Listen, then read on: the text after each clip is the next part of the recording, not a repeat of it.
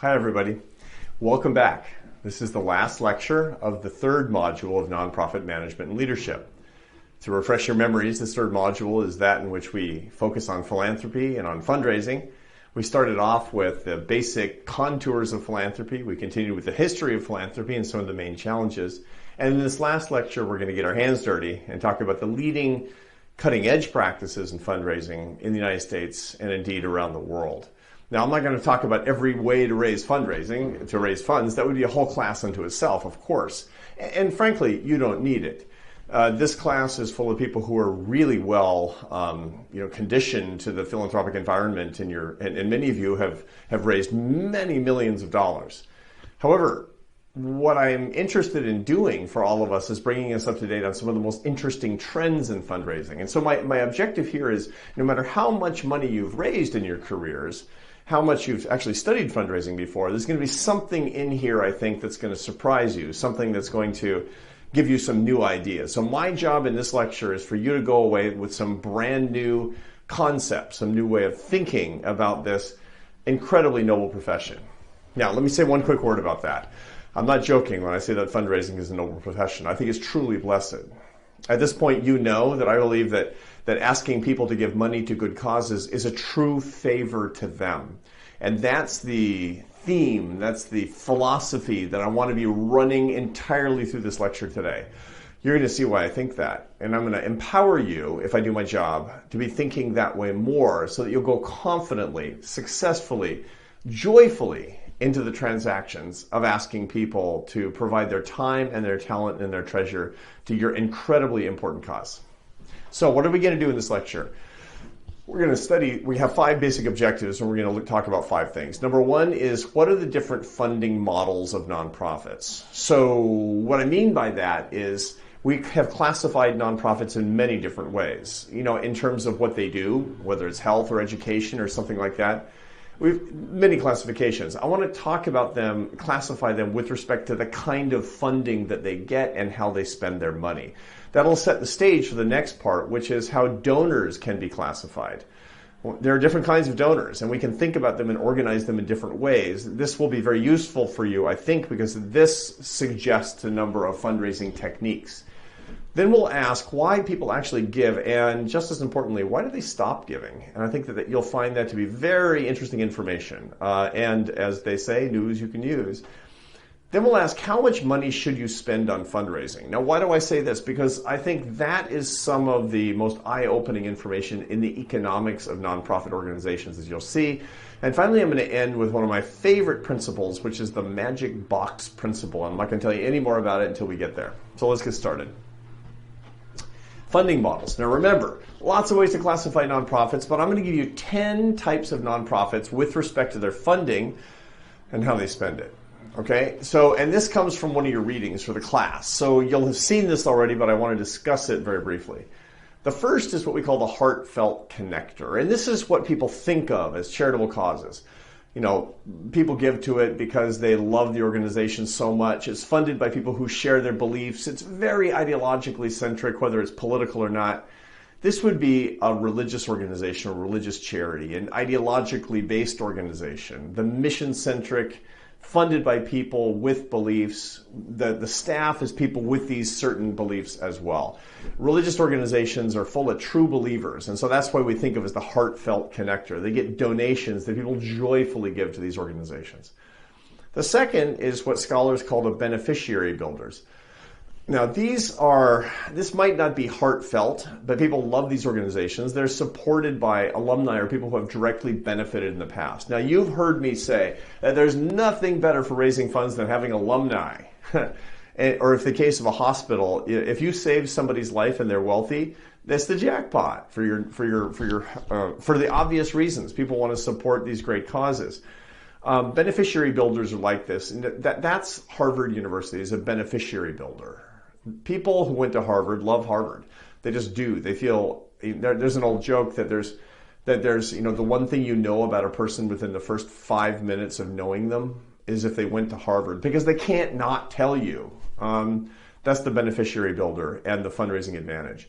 The third is what we call the member motivator. Now, the member motivator is stepping down a little bit. Remember, the heartfelt connector is this emotional connection. The beneficiary builder is the loyalty. The member motivator is like, it's my organization. I'm paying for services that I consume. That's a lower level of emotional connection, but that notwithstanding, it can be very powerful. These are club goods. You belong to a club, you pay for it. It's dependent on current beneficiaries. This can be a house of worship as well, where there are fees for services that people have, or any nonprofit for that matter, where people actually pay for what they get from the nonprofit. And the nonprofit is a real nonprofit, but people pay the organization or support the organization because they want to consume the services. It would also be something like a private land reserve, and you're a member of the private land reserve because you want to go hiking on it. You want to enjoy the nature as part of it. Or a museum, perhaps, that requires that you have a membership. The Big Better. That's number 4. Big Better is an organization that's really reliant on one angel investor or a few who want to turn the dial on an entire issue. An example of this would be the Gates Foundation. We've talked a number of times now about the Bill and Melinda Gates Foundation, and that's a big better. I mean, they say, we're going to wipe out malaria. We're going to try to wipe out, and they have wiped out largely the guinea worm, which is a horrible disease in sub-Saharan Africa, and the Gates Foundation has made huge strides in actually wiping that out with one source of income. That's the Big Better. It's kind of the entrepreneurial approach with pure venture philanthropy, using the vernacular that we developed in the last lecture. The public provider is now when we're getting into the relationship between nonprofits and governments.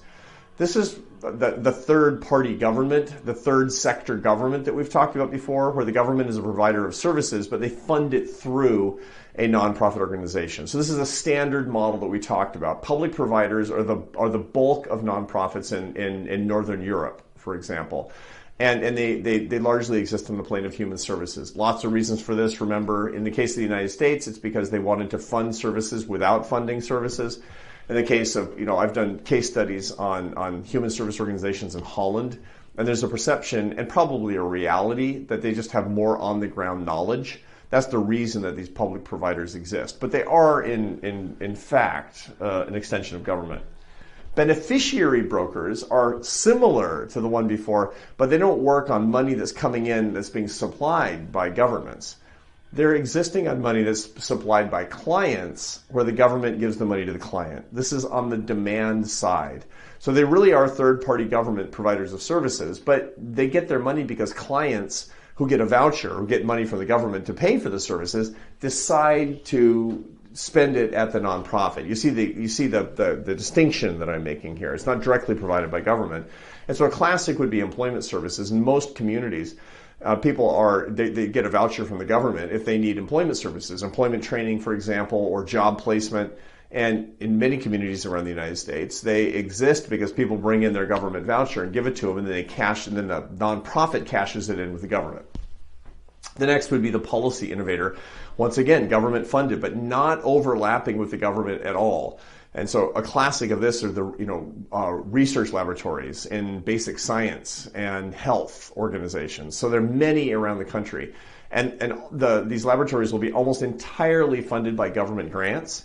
But you wouldn't think of the government, the state and local government, trying to be competent to be doing basic bench science research. That's something that we just don't do in the United States, or most countries around the world for that matter. So what are they doing? They're doing something that doesn't overlap in any way, shape, or form with government services, but the government sees it as a public good and funds it with grants. That's the Policy Innovator. Then there's the Resource Recycler. We're getting near the end here. The Resource Recycler is an in-kind recipient and redistributor of goods and services to people who are in need. And this could come from government, usually comes from the private sector. So these are nonprofit organizations where pretty much the vast bulk of what they provide will actually come from things and services that are given to them, not money, given to them in kind by the private sector. Classic case is the food bank, and there are food banks in most major cities around the country that exist because restaurants bring their excess food to the food bank, and the food bank distributes it to people who are in need, largely people who are homeless. That's a resource recycler. The market maker, where you have an altruistic donor of the product, and then the organization sells it. That sounds crazy, doesn't it? So if somebody's going to give you something, you're going to go ahead and sell it. Well, that's how the Red Cross makes most of its money. The Red Cross blood banks, they have blood drives all over the place. Most of you have probably given blood at a Red Cross blood drive. You don't get compensated. You get a cookie and a glass of orange juice so you don't pass out afterward. Well, the Red Cross sells that blood to mostly to hospitals and clinics around the country. And it's pretty expensive too. That's how the Red Cross funds a good deal of its operations. The Red Cross is a classic market maker. The same thing is true in the case of facilities that provide kidneys, for example. So people need a new kidney. You got to pay for it. It's really, really expensive, but you don't compensate the donor of the kidney because it's illegal. Same thing, same idea. The organizations that facilitate the transaction are called market makers. And finally, the local nationalizers. This is model number 10. These are nonprofits that augment public services locally using private resources. In other words, there's a public service that exists at the national level or in certain communities, but it doesn't extend every place. And so nonprofits will pick up the slack and extend the service. A classic case of this is in little towns around the United States. During the opioid epidemic, there'll be drug rehab clinics for people who are really indigent that are paid for by nonprofits and donations, a certain extent government grants, but basically they'll add on to the government services that exist. So these are the 10 big models. Now, why do you need to know this? Think about which one your organization is and have it in mind as we start looking at where funds come from, why people give. Each one of these organizations is going to have a different fundraising strategy, quite frankly. And I want you to be thinking creatively about how each one of these funding models feeds in to the best practices in fundraising. Now, when I talk about fundraising with a lot of nonprofit executives, I talk to people who are in older nonprofits and they have a big fundraising staff. And I've heard this a million times. I actually don't do that much fundraising. Well, I'll tell you something. In the last 25 years that I've been deeply involved in studying and teaching and running nonprofits, if you're a good nonprofit executive, it's all fundraising. That's an exaggeration. But you get my point. All nonprofit leadership activities are either fundraising or communications in some way. If you want to be the most effective nonprofit leaders. The great nonprofit leaders are always spreading the word and they're always raising resources. Now, that doesn't mean they're directly doing it. Sometimes they're indirectly doing it. And I want to give you a few examples. Now, some of these examples are from my own career as a nonprofit executive. When I was the president of the American Enterprise Institute, I had to raise, as I've mentioned before, with my staff, $50 million a year. It's a lot. It's basically, we're talking about $250,000 every business day of the year. You put it that way, and I start to kind of break out in a sweat because it's making me nervous just thinking about it. Well, what was I doing from day to day? Well, by the end, I was doing 175 speeches a year, all over the United States. Not that much outside the United States because I needed to be talking to American audiences. We were talking about American public policy largely. Now, when I was giving these speeches, they were never saying, please give us money. I was always talking about the work of the Institute. I was talking about ideas with people who really care. Sometimes they were in a position to give, sometimes they weren't, sometimes they were politicians. But in every case, talking about ideas, not the organization, people needed to learn something and they wanted to. And when they learned something, that put them in a position to want to support my organization. Here's the paradox of the public persona of the nonprofit executive. Everybody thinks you're going out just begging. No, you're educating. And when you educate, people are more likely to give. I found over the course of my career that the less I talked about actually, please give us money, and the more I talked about good ideas that audiences can use, the more money I raised. Private meetings. It's always about donors. It's always about others. It's actually never about us. And here's once again the paradox of fundraising. Never fundraise for you. Always fundraise for the donor. One of the things I always ask when I was talking to potential donors, first thing I'd ask about public policy, because I was doing a public policy job, I say, what in our public policy in America today keeps you up at night? What are you worried about? What really inflames your passions about public policy? And then I would talk about the things that we're doing that would serve that person's purpose. Always about them, never about us. That's the fundraising secret. But always fundraising. Weddings and birthday parties. This is a joke, but basic friendship, it blooms out of these donor relationships. I'll be going to, birthdays and bar mitzvahs of the grandchildren of the donors of my former organization for the rest of my life. And I'm glad of it, because this is a lot of my friends, people I really like a lot, people I love, as a matter of fact, came on as supporters of my organization, and I'll be part of their life forever. Creative work. This is something that a lot of nonprofit executives tend to neglect. It's very important to have a public voice, to be in the public eye if possible. I mean, not in an obnoxious way. One of the things I will talk about later is the perils of using social media. Social media is the fastest way to destroy your organization. But books, columns, podcast videos, doing things that actually are constructive. This is thinking more creatively about creative work. Why? Because once again, the nonprofit executive, you are the spokespeople for your important causes. Getting out there and talking and educating in new and creative ways is the best way to round up resources for your organization. Principles that I want you to remember. This is a basic rule of thumb. 75% of a good executive's time is related to fundraising and communications. It just is. Executives almost never ask for money. That's principle number 2, except for the ask is very large. And we're going to talk about that a little bit later, but suffice it to say that when it's time to ask for money, you never ask. You ask to ask, and then you ask. And the reason for that is because if you cold call somebody and ask them for money, you either get a no or you get a low yes. It's the best way to get small amounts of money. And so letting people think about the investment they're going to make in your organization is really important. And then the last point is that people who say, I hate asking people for money, I hate fundraising, that's what every unsuccessful nonprofit ever said. And so please don't find yourself saying that.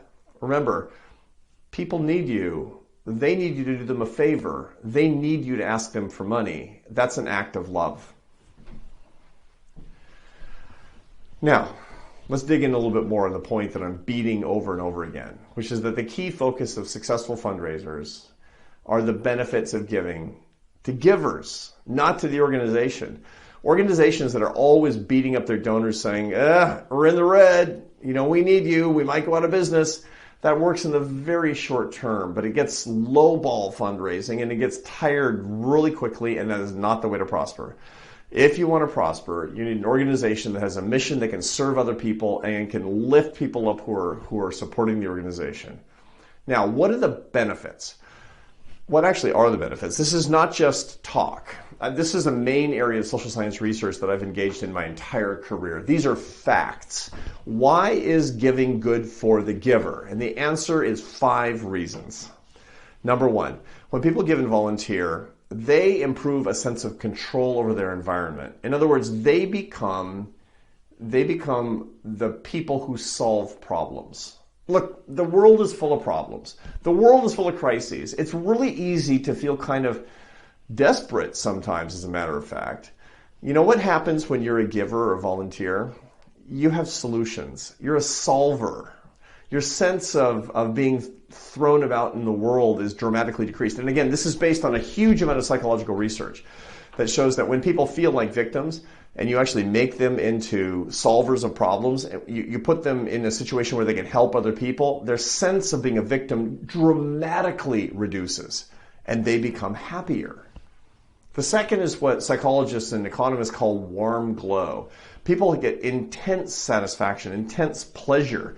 They get an intense sense of meaning and purpose in their lives. Now, one of the main things that I teach here at Harvard is happiness. It's my core focus over at the Harvard Business School.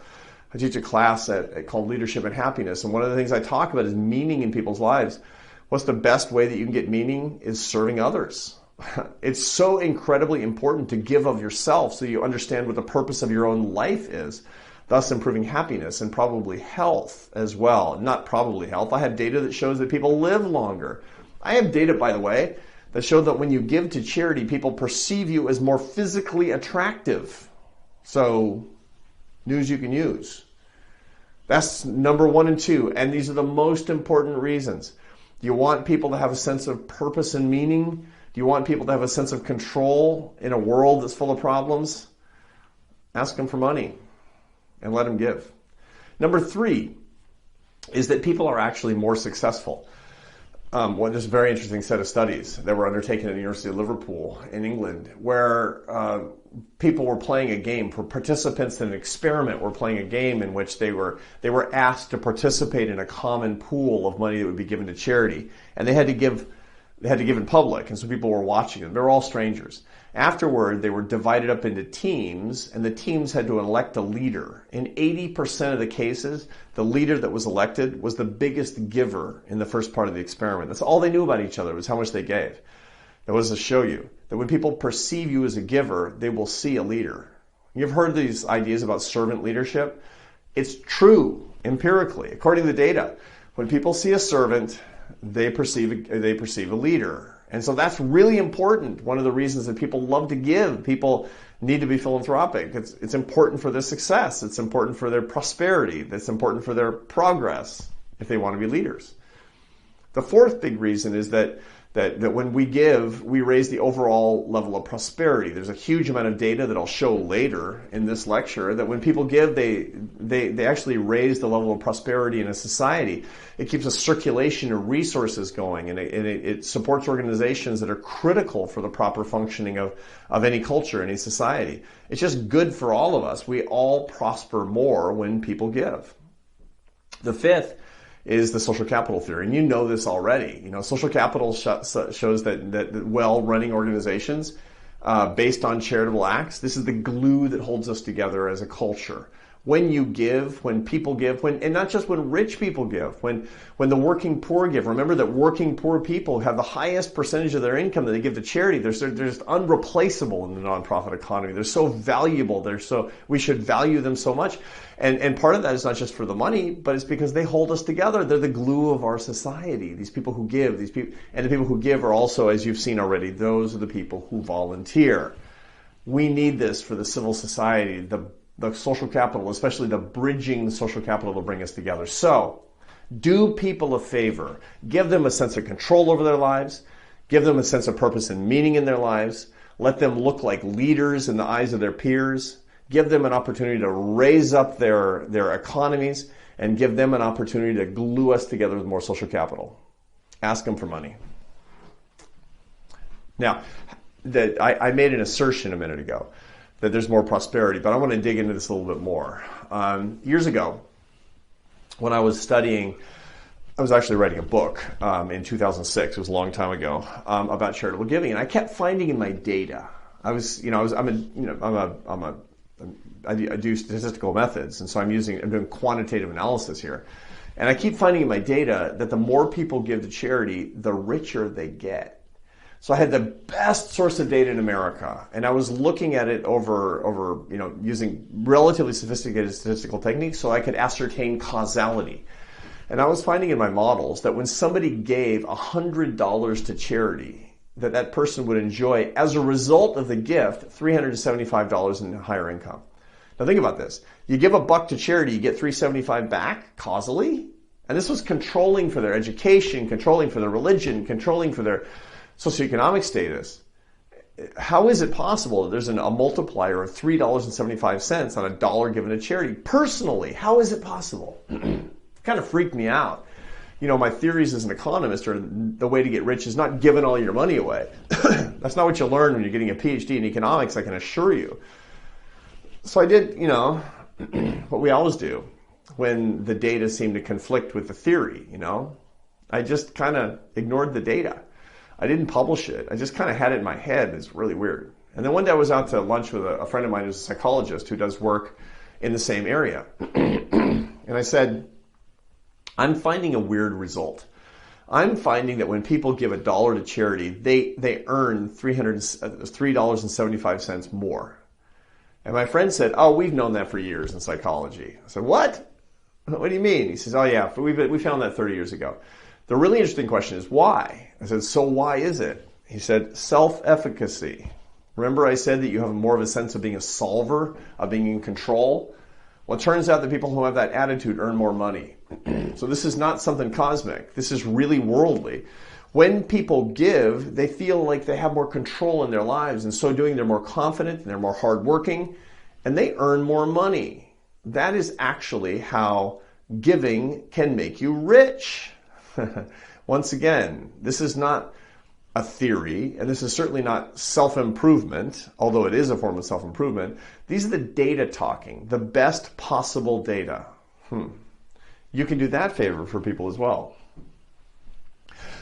Now, when you look at it across the whole macroeconomy, you can see, and I've done this using a technique called a vector autoregression, for those of you who've studied economics. It's pretty sophisticated stuff, but suffice it to say that it shows how causality, how one economic variable can push another in the macroeconomy. And what do we find? That a 1% increase in charitable giving year on year for the country results in a GDP increase of $37 billion. So $1.9 billion in total charity results in an increase in GDP of $37 billion. That's a big multiplier. We're talking a multiplier of 17 or 18 to 1. Philanthropy is an incredible investment for our economy, in point of fact. It's good for our country, and it's good for any other country I've looked at as well. Now, the graph that you see here actually shows the difference between income and giving, and it only goes up to 2005 or something like that. But suffice it to say, the newer data show that the increase persists. Okay, now let's look at what affects giving, and I want to get back into a little bit of the economics of this here. Now remember, the tax price of giving, what is it? It's the inverse of the tax price of giving is an inverse of the tax rate. So the tax rate goes up, people have less money, of course, but the price of giving goes down when they make a deductible contribution. If you need to, go back in your lecture notes and look at that on how that works. But that suggests that if you have a 10% increase in the tax price, which is approximately a 10% decrease in taxes, it's going to decrease giving. And sure enough, I found in my own calculations, my own simulations of this, that a 10% increase in the tax price results in a 30% decrease in giving. A 10% increase in income is basically a 6.5% increase in giving. These are the best data available. And what this shows us is two things. This is not a reason, by the way, to hope that public policy makers will raise taxes. This is not it's like, yeah, just raise taxes to the moon because then people will give more to charity. That's true temporarily. But also recall that will lower their incomes and it has a countervailing effect. Not as much, but in the long term, it's not clear what the results are. Okay, now what do we find? What else do we find in these same models? Age increases charitable giving. So as people get older, they give more. It makes sense. They're less likely to reinvest it in their families because they have a shorter time horizon, but also older people tend to be more philanthropic. Now, why am I showing you all this stuff? This is fundraising news that you can use. It is true that a lot of young people give, but they give much less and they give a much lower percentage of their income than older people do. Older people are better targets for virtually every kind of cause. People with higher education, they tend to give more. People with higher wealth, and this makes sense. This is just like the income effect. We call it the wealth effect, but it's the same. Women tend to be more philanthropic than men. Married people more than singles, and part of this is because they tend to be more established in denser social networks, so they're involved more in charitable causes. And religious people of all different religious stripes. You notice that when it shows here that this positive effect on different religions, that's all comparing them to people who have no religion at all. And I've already showed you that religious people tend to be more philanthropic than secular people. Now, again, lots of secular people give. This is not to cast aspersions, but this is simply demographics that you can use when you're actually targeting fundraising appeals. Now, I have simulated what would happen under a particular policy regime that we are contemplating currently in the United States. So this is as nutty crunchy as you get about public policy in this class. So we have had, the President of the United States has contemplated proposing that the Congress put forth a bill that would cap the deductions at 28%. Now think about what this means. If you're at the maximum marginal tax rate in America, that's 37% marginal tax rate. That means that the government covers 37 cents on each dollar that you give to charity. The president has suggested, President Obama suggested this, now President Biden is suggesting it again, that the cap be 28 cents on the dollar. So it's basically like everybody has a 28% marginal tax rate. Even if you have a higher marginal tax rate, this is the highest marginal tax rate to determine your tax price. Okay, that would be the deductions cap. You know that lowering the deductions cap, that's going to lower philanthropy. How much? I've run the simulations based on a mathematical simulation of the nonprofit economy, And my calculation is that reducing it to 28% would reduce all charitable giving in America by almost 4.5%. That's really high. Secular giving would go down by 7%, religious giving by a little less than 1%. And part of the reason for that is that a lot of people don't itemize their deductions who give to charitable organizations, and it's also more resistant to economic impacts because people are giving for less economic reasons and more for religious reasons. For people who are itemizing their deductions, it's minus 9%. And among the top 1% of earners, now remember, the highest percentage of income comes from the working poor, but the highest percentage of dollars by far, 70% of dollars come from the top 20% of earners, and it's a disproportionate amount at the very top. The top 1% of earners would give 24% less. This, my friends, is catastrophic for certain nonprofit organizations. Not just Harvard University or your local art museum or the things that you associate with very wealthy people. Environmental causes are disproportionately supported by very wealthy donors. This would cut almost a quarter out of the budgets of many of those organizations, and many would go bankrupt, quite frankly. So this might be a good policy or it might be a bad policy. You have to decide that for yourself, but it's not a policy that doesn't have costs for the nonprofit economy. And that's why every time it's contemplated, a lot of people that you would think would be really sympathetic to this, government policy are coming out of the woodwork. Usually they're from nonprofit organizations saying, don't do this because you're going to kill us. That's why. Now, we've categorized nonprofits with respect to their funding sources. Let's categorize the donors themselves. This is what I call the donor ecosystem. And this is not my terminology. This is a terminology that actually comes from the fundraising gurus, and one of whom actually is my older brother. And some of you probably know who he is already because he has a huge following. He's been doing fundraising for about 35 years. He's major fundraising for CARE International and Salvation Army. He also did a lot of the fundraising for the Lance Armstrong, Yellow Bracelets campaign. And he has a blog called Future Fundraising Now that many thousands of nonprofit leaders follow. And so one of the things he talks about is this ecosystem of donors. And he's classified them this way, and it's a very useful way to look at it. And many people, just not my brother, many people have done this, and this will be useful to you too. There's 6 types of donors. And why do we classify them? Because we have to treat them all very differently, or we will be wasting resources and time. Number 1 are potential donors. I'm going to tell you my bias. There are 2 types of people in the world: donors and potential donors. Or people who are not donors yet. That's how I like to split up the world. And I recommend that to you too, because it's such a joyful way of seeing the world. Potential donors are not just people who don't care about us, they're just people who don't know about us yet. The second are new donors, which means they've given once. Transition donors, number 3, are people who've given twice. Core donors have given 3 times or more. Okay, so that's the vernacular. 1 time is new, 2 times is transition, 3 plus is core. Why are they called transition donors? Because you want to transition them from being new to being in the core, and I'm going to show you why in a second. Number 5 are lapsed donors. These are people who used to give and haven't given for a year. If they haven't given for 2 years, we call them deeply lapsed.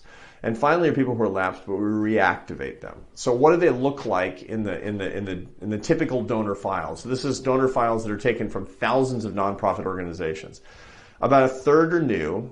About 1/3 are in the core, giving 3 years or more. People who are lapsed but reactivated are about 1/5, and another 1/5 are people who are in transition. It doesn't cover all of them here, but you get the idea. Okay. Now, that's the percentage of active donors. All right, that means you should go after everybody, right? What's the percentage of revenues? Half of revenues come from people in the core. 3+ years. Those are your best friends. Those are the people who are super loyal to the organization. New people are like 1/5. Lapsed but reactivated 14%, transition donors 17%, but the mother load of funds for every single nonprofit organization are people who've given for 3+ years. So, you fellow nonprofit executives, where are you going to spend your time? Who are you going to call this afternoon on your way home from work? Who's going to get a holiday card from you? Core donors. These are the people that they're the difference between success and failure for almost every nonprofit. Now, how do we use these ideas? And again, these are some of the ideas that actually are most at the cutting edge of new fundraising technology. Let's think about the most important fundraising strategies, starting with this observation. There are three kinds of fundraising. There's win fundraising, keep fundraising, and lift fundraising. Win fundraising means going and getting new donors or getting those who are lapsed to start giving again. It's like, you understand it, I'm going to win them. I'm going to win them over. Keep strategies are having, take people who are new and keeping them with us. So they've already given once and I want to keep them around. And lift strategies are taking people who are giving to us and lifting them up into the core, lifting them up into higher donor categories. Now, here's the protocol where this works best. And by the way, as an aside, I actually had members of my fundraising team when I was a fundraising executive that were assigned to each one of these functions. In other words, people who are really good, the most social extroverts, they were on the win team. The keep team was the people who are getting to know the people who had just been won. They basically, we don't have good friendship with them yet, but we check in, we touch them, we make sure that they know we're around. And the lift strategy, these are people who we know who we want to be in the core, who are going to support us a lot. Those are the people that would largely be in my portfolio as the chief executive. I had what we called a Monday list that the fundraising team would send to me, where over the course of the week it would be thank you notes to every donor. It would be touches on people's birthdays. It would be, here's an article I think you'd be really interested in. And every Monday morning I would edit the list and 50 emails would go out from me. And people would be like, how do you always remember my birthday? And the answer was, the staff has it in an Outlook file. And they feed it into my Monday list. Why? Because what am I doing? I'm maintaining relationships, largely in the lift category. A typical donor strategy, somebody comes in the door, year one, you won them, congratulations. Year two, keep them at the same level. This is all based on exhaustive amounts of data on what actually leads to the highest donor long-term value. Year two, keep a one donor at the same level. Don't ask for more the second year. Year three, begin to lift. Major gifts, not before year four. These are the empirical regularities. What are the big mistakes that people make? Number one, they ask for a big lift in year two, and that scares donors off. Or worse yet, as we'll see in a minute, they don't actually approach donors in year two. They begin to lift too early, or they lift too much early on, or they ask for some major gift in the second year. These are the big mistakes. So think about this protocol in the context of your organization. Win, keep at the same level, begin to lift. Only after year four is there a major ask, no matter how wealthy people are. What is the likelihood of retaining a donor? Now, this I think is going to shock you, actually. The likelihood of donor retention in a representative organization. Again, this is across thousands of American nonprofit organizations. If somebody's in the core 3+ years, the likelihood they're going to give again in the second year, in the next year, years 4 and beyond, 70% if they're cultivated. In other words, you have to maintain a relationship with them.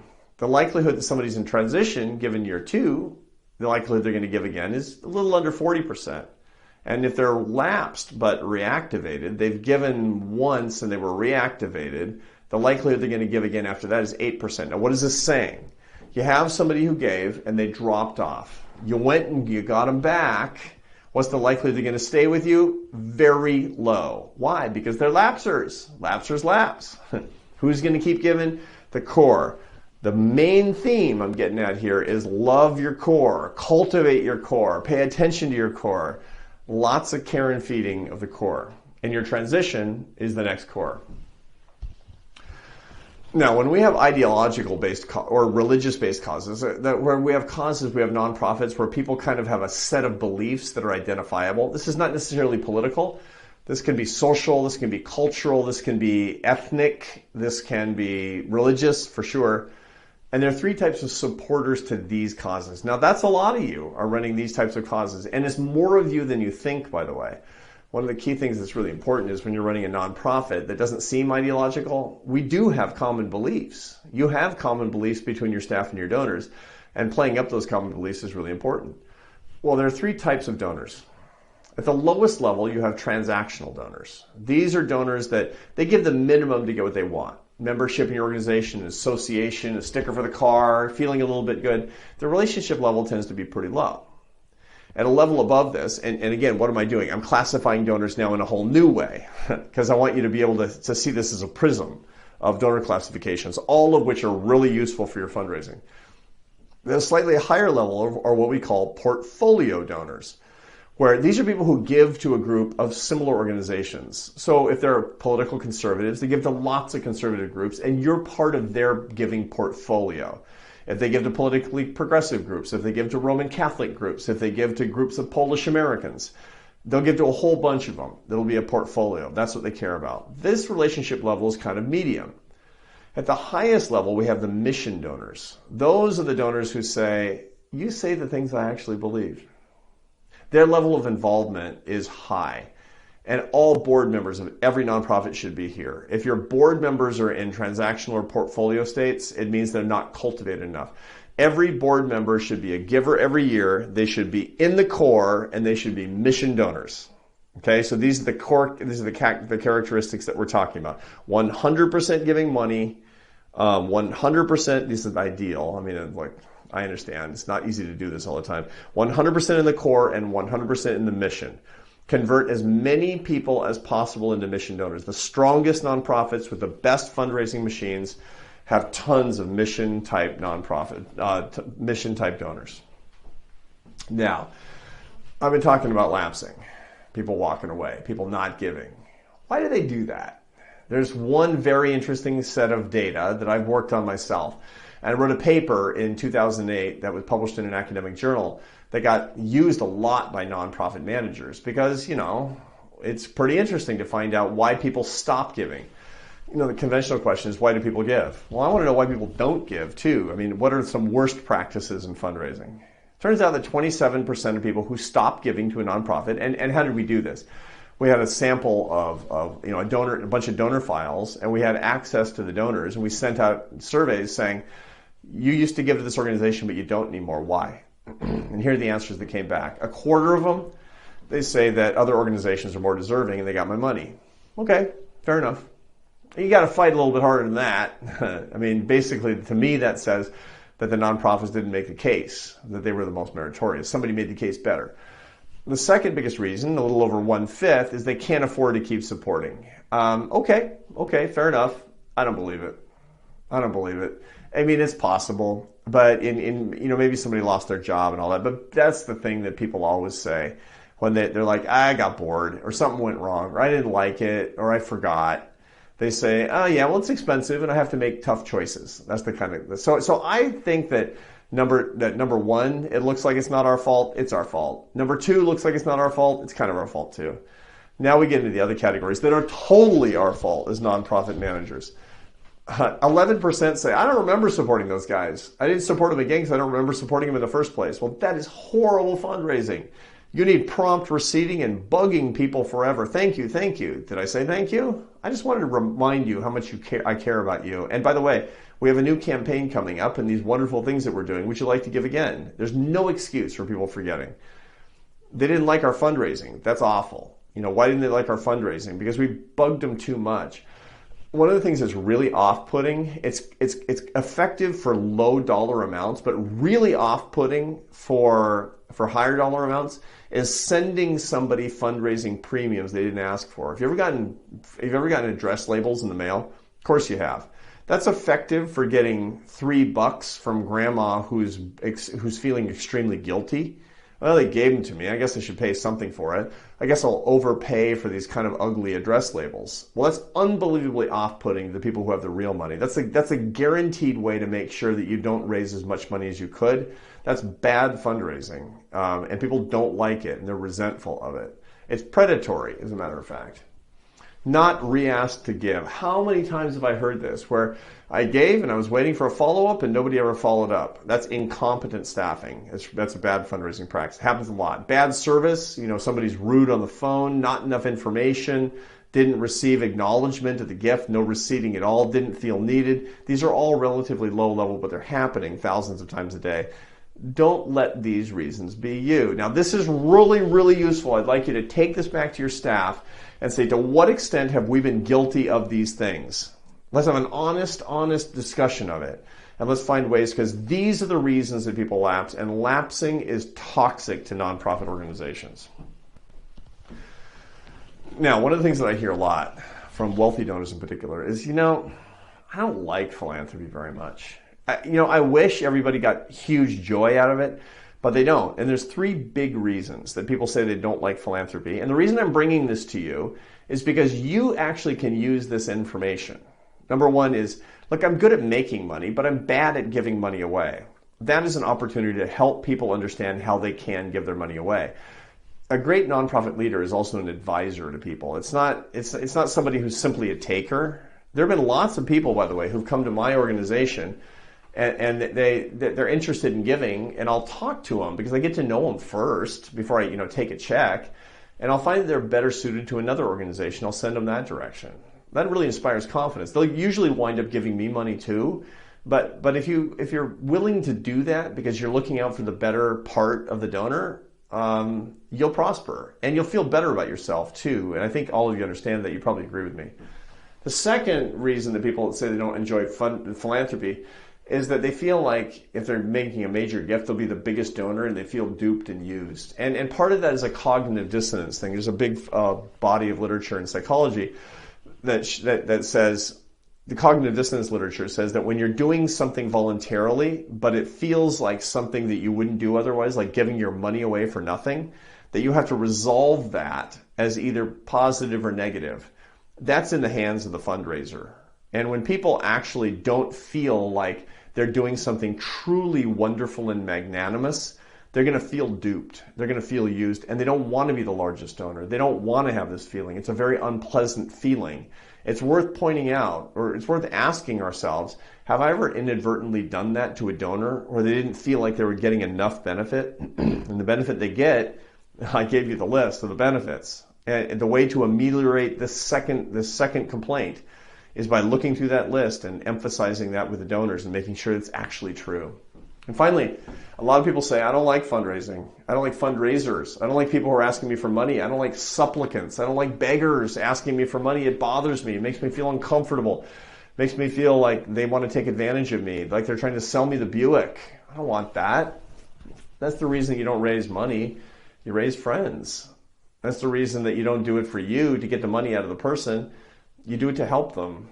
You know how really when you buy a car, the person is like, what's the right car for you? Let's think about what the right car for you is. It's probably not the most expensive car. Let's think about your budget. Let's think about your needs. And you really feel like they're trying to put you in a car that's the right car that you need, and it's a win-win. Well, that's true with fundraising as well. The way to ameliorate this is to not be predatory, is to not be the used car dealer, but to actually be somebody who cares for the donor, who loves the donor, who wants the best interests of the donor. Think about these things really carefully. And to what extent has these complaints from our donors been hurting us? And to what extent could we attenuate these objections?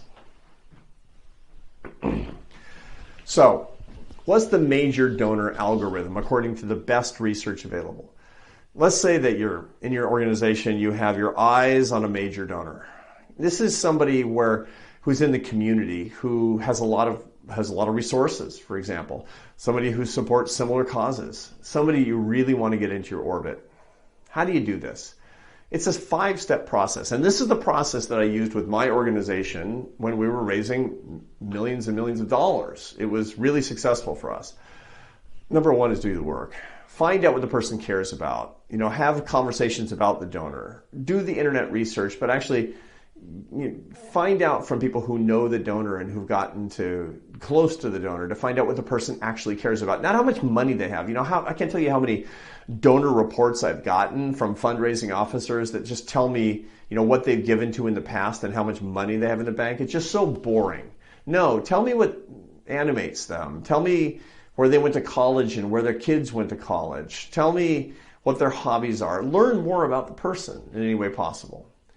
Second is ask for a meeting to discuss ideas. What are the ideas? The ideas are what you do as an organization and what that person cares about. Find a meeting of the minds. It's like, what keeps you up at night? And let me tell you what we do. And maybe what we do is interesting to you, information that can help you sleep better. No ask.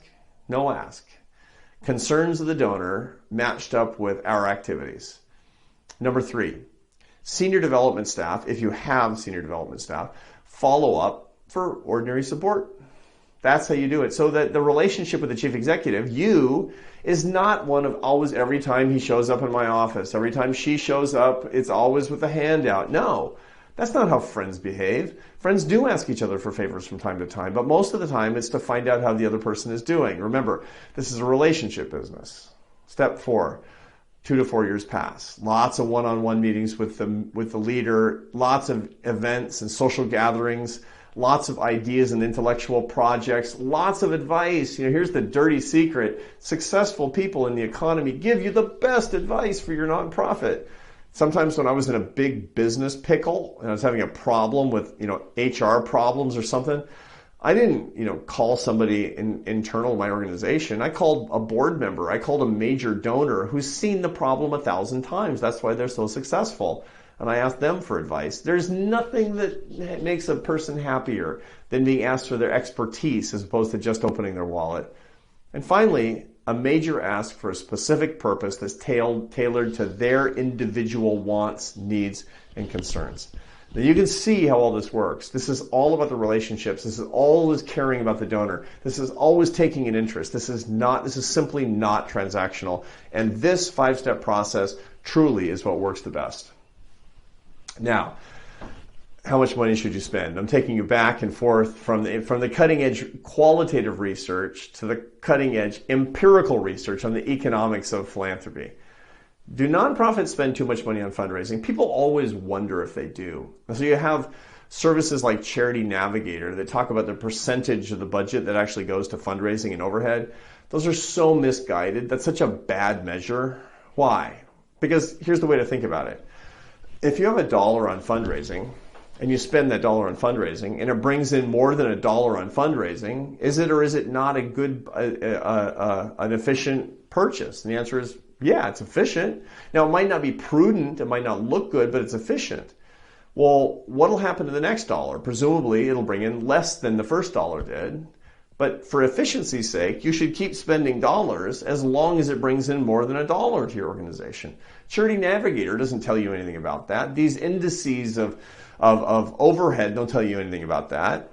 But we have ways to gauge this. So I'm looking at data on a little over 1 million nonprofit organizations in the United States in arts, education, health, social welfare, and other nonprofits together. And looking at these organizations, I'm asking, when they spend their marginal $1, which is their last $1, how much does that $1 bring in? What we find is this, and anybody who's interested in these models and these papers, just ask, and these papers are available, they're easy to get. The citation, by the way, is right here on the bottom if you want to get it, and you have access to that here at Harvard University, or just ask me. How much does that last fundraising $1 bring in? For arts and culture in America, it's $1.85. In other words, they could fundraise more and still be efficient. For education, it's $1.32. For health, it's $2.61. For others, it's $1.80. And the only category of nonprofits that appears to fundraise too much are social welfare organizations. Why? Because they bring in about 28 cents on the dollar for the last $1 they bring in. And that's an inefficient way to spend their money. So if you're worried about excessive fundraising, your worry should be mostly placed in the human services sectors and not the other sectors at all. Now, last principle before we finish this out. And this is really tying it up because I want to bring back the main theme, which is that you're here to serve donors. I mean, you're here to serve everybody. You're here to serve your employees. You're here to serve board members. You're here to serve your community. You're really here to serve your clients. But you're also here to serve your donors. Now, everybody in a nonprofit who works for you is a donor. They are. I mean, your staff, you know how it is. We nonprofits, we don't pay anything. Well, we pay something, but it's not, you could make more money doing something else, generally speaking. If your staff are making the best money they could make in the nonprofit, there's a problem with the model. And you as nonprofit executives, you could be making more money too, but you believe in the cause. You're a donor. You're donating your time and your career and your energy and your love to the nonprofit. We're all donors. And the people who give their money, they're donors. And the people who give information and publicity, they're donors. Everybody's contributing something. Why are we doing that? And the answer is because your nonprofit can do something that nobody can individually do, but that they want. That's an expression of values. It's an expression of the provision of services that are critically important. There's a guy in your town who runs a hardware store and wants to give to your nonprofit because your nonprofit is doing something he truly believes in, but he can't do it himself by selling hammers and nails. So he gives it to you and entrusts it to you. He's a donor because he has a shared set of values. Your employees are donors because they have a shared set of values. You're a donor because you want to express your values. And we all put what we uniquely have, our money and our time and our treasure and our expertise and our affection and our careers, into the box. And what is it converted to in the magic box? It's converted to a shared expression of our values. And that is a good and a beautiful thing.